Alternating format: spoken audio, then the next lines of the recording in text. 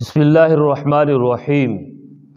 آج کا سوال یہ ہے کہ فرض نماز کے بعد امام اور مقتدی اجتماعی دعا ہاتھ اٹھا کے مانگتے ہیں، کیا یہ مسنون ہے، مستحب ہے، واجب ہے یا فرض ہے؟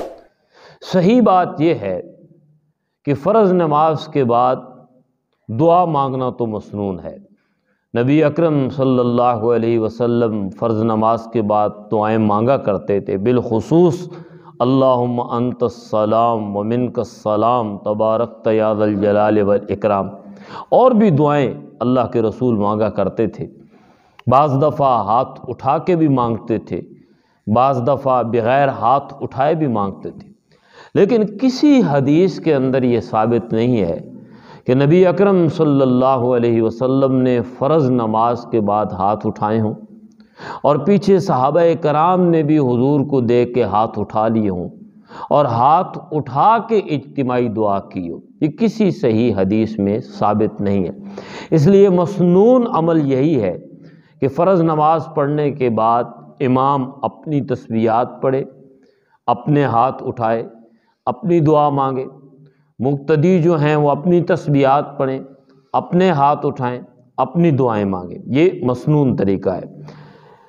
نبی صلی اللہ علیہ وسلم، بعض روایات میں یہ آتا ہے کہ آپ فرض نماز کے بعد جب اللہم انت السلام ومنک السلام تبارکت یا ذا الجلال والاکرام کہتے تو آپ اٹھ کے اپنے حجرے کی طرف، گھر کی طرف چلے جاتے تھے۔ لیکن بعض روایات میں یہ بھی ملتا ہے کہ آپ نے فرمایا کہ فرض نماز کے بعد آیت الکرسی پڑھنے کی فضیلت، 33 دفعہ سبحان اللہ، الحمدللہ، اللہ اکبر کی فضیلت، اس طرح اور بھی بہت سی دعاؤں کی فضیلت آپ نے بتائی ہے۔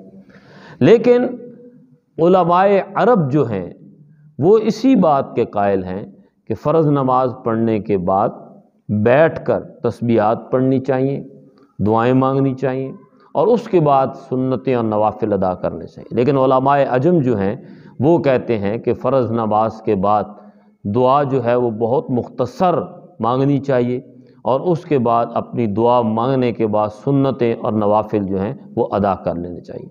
اس کو ضروری سمجھنا، اس کو لازم سمجھنا یہ بدعت بن جائے گی۔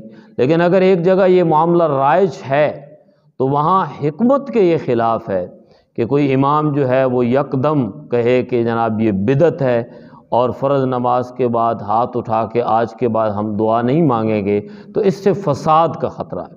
تو حکمت یہ ہے کہ لوگوں کو سمجھایا جائے، بڑی حکمت کے ساتھ، طریقے کے ساتھ کوشش کی جائے کہ مسنون طریقے پہ آیا جائے۔ اللہ تعالی عمل کی توفیق عطا فرمائے۔